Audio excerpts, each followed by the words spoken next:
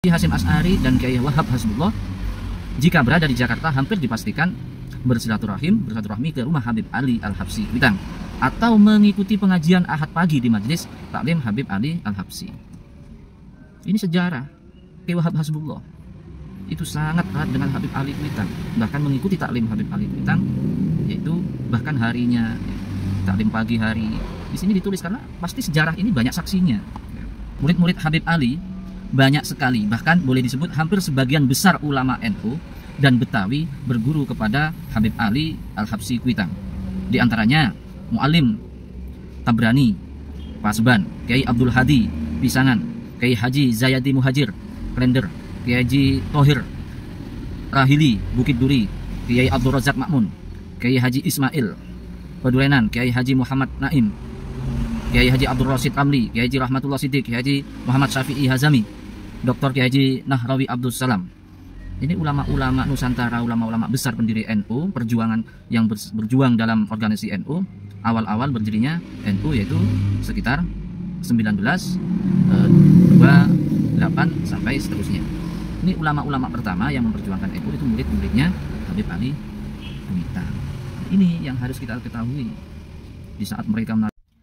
Assalamualaikum warahmatullahi wabarakatuh.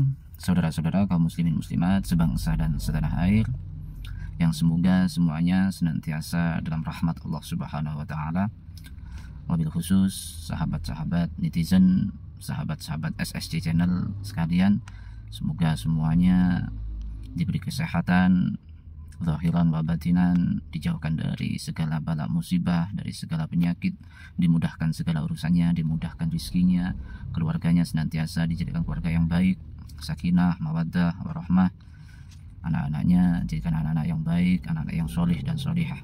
Semoga semuanya tetap istiqomah dalam ibadah, istiqomah dalam berbuat manfaat kepada sesama. Insya Allah akan menuntun kita, membawa kita kepada kebahagiaan dunia dan kebahagiaan akhirat, keselamatan di dunia dan juga keselamatan kelak di akhirat, dan juga akan membawa kita insya Allah kepada husnul khatimah. Amin ya rabbal alamin. Saudara-saudara kaum muslimin muslimat dimanapun berada, khususnya di Indonesia, di zaman ini, di zaman penuh fitnah, di zaman penuh adu domba antara habaib dan juga kiai, ini yang sangat akan menghancurkan keimanan bangsa kita, keimanan umat Islam, yang akan menghancurkan dan juga memecah belah antar golongan, antar umat.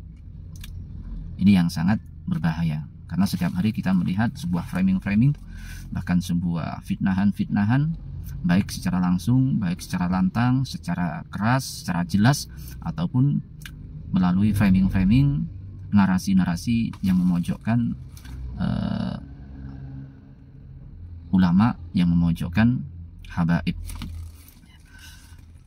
Untuk itu marilah kita membuka sejarah yang betul sebelum dihancurkan oleh mereka semuanya, sebelum semua yang tercatat dalam sejarah-sejarah ulama Nusantara hubungannya dengan habaib yang sangat luar biasa, semuanya bersatu dalam perjuangan Islam, dalam perjuangan negara, dalam memperjuangkan umat dan bangsa Indonesia. Semuanya ulama-ulama yang dari Nusantara dan ulama-ulama yang dari habaib itu semuanya bersatu sejak dulu, dan itu masih tercatat, masih ada di media-media yang lama, dan itu kita harus sering membacanya biar kita tidak termakan, kita tidak terframing, akhirnya kita membenci salah satu dari ulama pribumi Nusantara dan juga ulama-ulama yang dari para habaib ataupun jalur dari yang mereka katakan imigran. Sebenarnya kata-kata imigran ini tidak layak sekali dan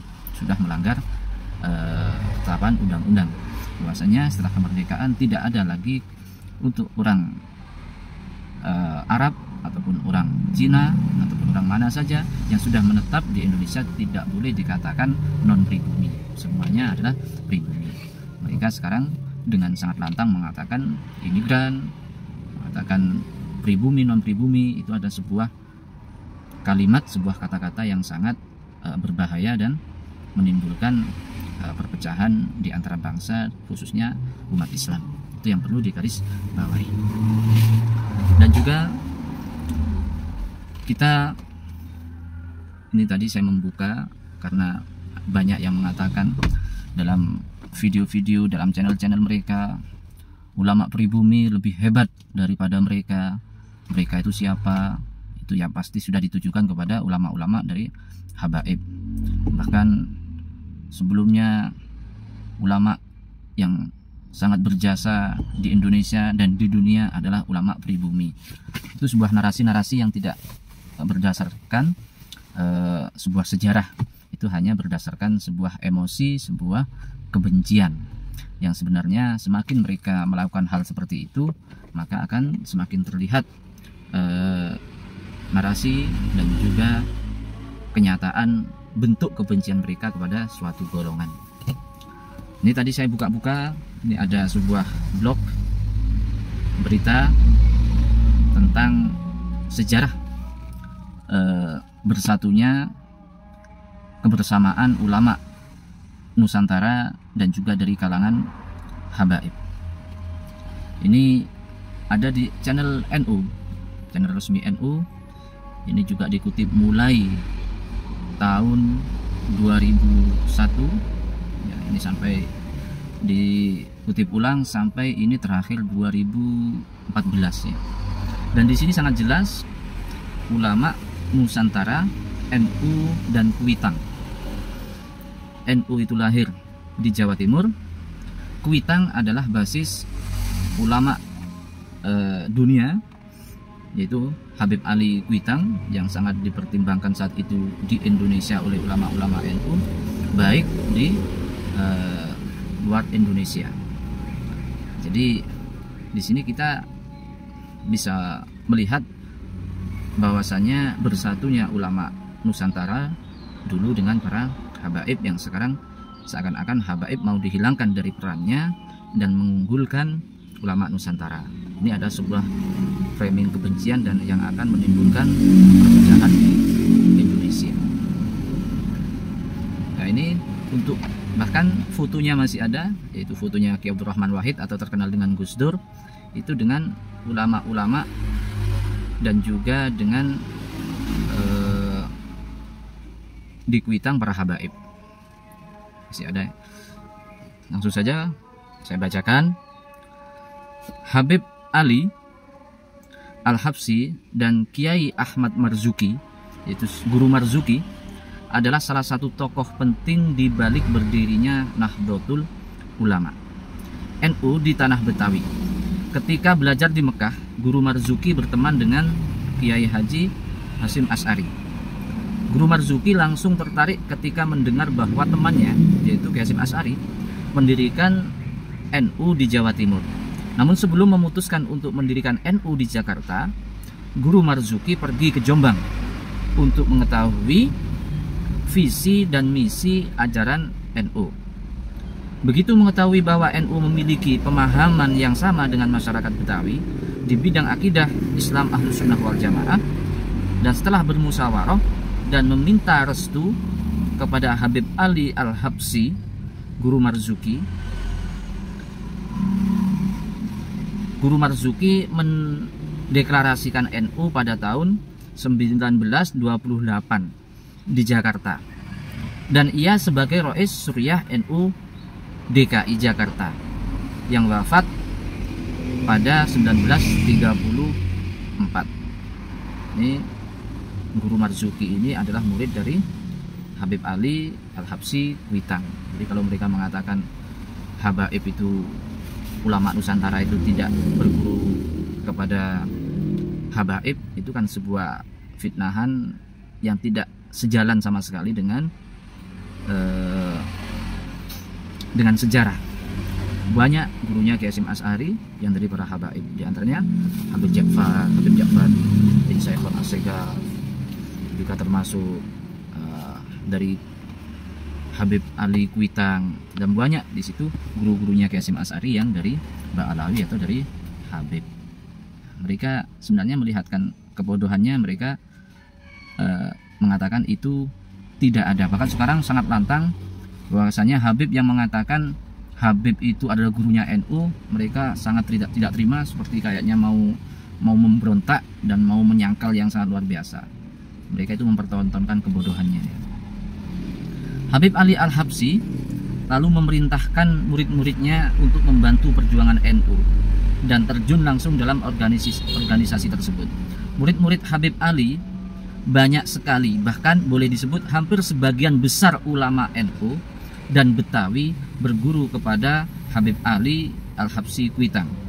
Di antaranya Mu'alim Tabrani Pasban, Kiai Abdul Hadi Pisangan, Kiai Haji Zayadi Muhajir Klender, Kiai Haji Tohir Rahili Bukit Duri, Kiai Abdul Razak Makmun, Kiai Haji Ismail Padurenan, Kiai Haji Muhammad Naim, Kiai Haji Abdul Rasid Ramli, Kiai Haji Rahmatullah Siddiq, Kiai Haji Muhammad Syafi'i Hazami, Dr. Kiai Haji Nahrawi Abdul Salam. Ini ulama-ulama Nusantara, ulama-ulama besar pendiri NU, perjuangan yang berjuang dalam organisasi NU. Awal-awal berdirinya NU yaitu sekitar 1928 sampai seterusnya. Ini ulama-ulama pertama yang memperjuangkan NU itu murid-muridnya Habib Ali Kuitang. Ini yang harus kita ketahui. Di saat mereka menarasikan NU tidak pernah berguru sama Habaib. Salah jika Habib itu gurunya NU, menentang sangat luar biasa. Bahkan seperti mereka tidak mempunyai akal sehat lah ya. Padahal di semua sejarah yang sudah tertulis baik di internet ataupun yang dibukukan itu ada semuanya. Bahkan disalin dan salinannya itu tetap ada. Karena ada apa? Karena ada catatan kakinya semua di sini. Hubungan Habib Ali Al-Habsyi dengan para pendiri NU terjalin dengan sangat baik. Kiai Haji Hasyim Asy'ari dan Kiai Wahab Hasbullah jika berada di Jakarta hampir dipastikan bersilaturahmi ke rumah Habib Ali Al-Habsyi Kuitang atau mengikuti pengajian Ahad pagi di Majelis Taklim Habib Ali Al-Habsyi. Ini sejarah. Kiai Wahab Hasbullah itu sangat erat dengan Habib Ali Kuitang, bahkan mengikuti taklim Habib Ali Kuitang, yaitu bahkan harinya taklim pagi hari. Di sini ditulis karena pasti sejarah ini banyak saksinya.